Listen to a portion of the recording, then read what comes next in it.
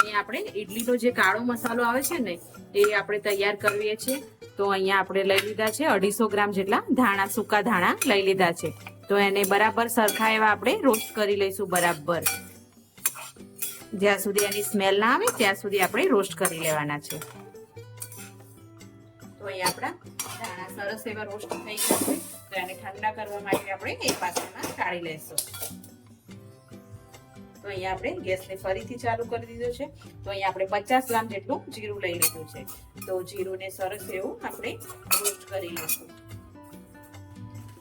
તો આપણે જીરાની સાથે જે બાદિયાના ફૂલ બજારમાં કરિયાણાની કોઈ પણ દુકાને અવેલેબલ હોય છે. તો અહીંયા આપણે 50 ગ્રામ જેટલા બાદિયાના ફૂલ લઈ લીધા છે. તો એને પણ થોડા એવા આપણે અંદર રોસ્ટ જ કરી દઈશું. તો અહીંયા બંને આપણું રોસ્ટ થાય છે ધીમા ગેસે. તો 20 ગ્રામ જેટલા આપણે મરી એડ કરી દઈશું અને થોડો એવો આપણે તજનો ટુકડો આ રીતે ટુકડા કરીને એડ કરી દઈશું.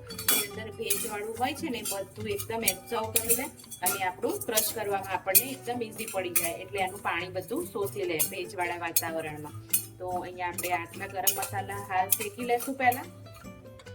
તો હવે આપણે આ બધી વસ્તુ પણ શેકાઈ ગઈ છે.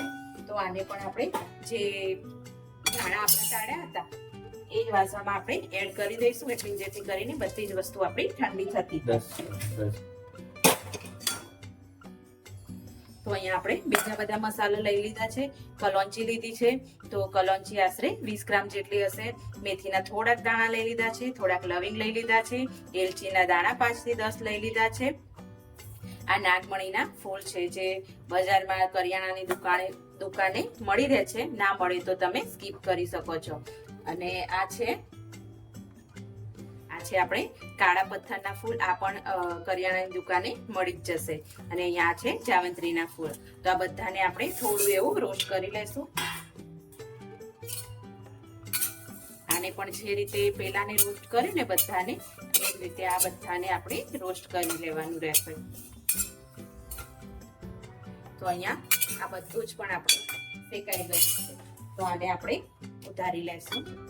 અને જે બધું જ તો અહીંયા આપણે બધી જ વસ્તુ મિક્સ થઈ ગઈ છે અને ઠંડી પણ થઈ ગઈ છે. તો હવે આપણે થોડી કરી અને દળી લેશું.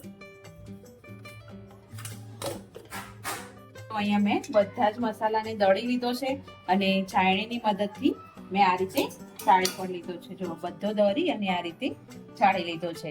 હવે આપણે આમાં સંચળ મીઠું જે આવે છે ને એ આપણે જેટલું આપણને ભાવતું હોય, વધારે ભાવતું હોય ચડિયાતું, તો આપણે ચડિયાતું ઉમેરવાનું રહેશે.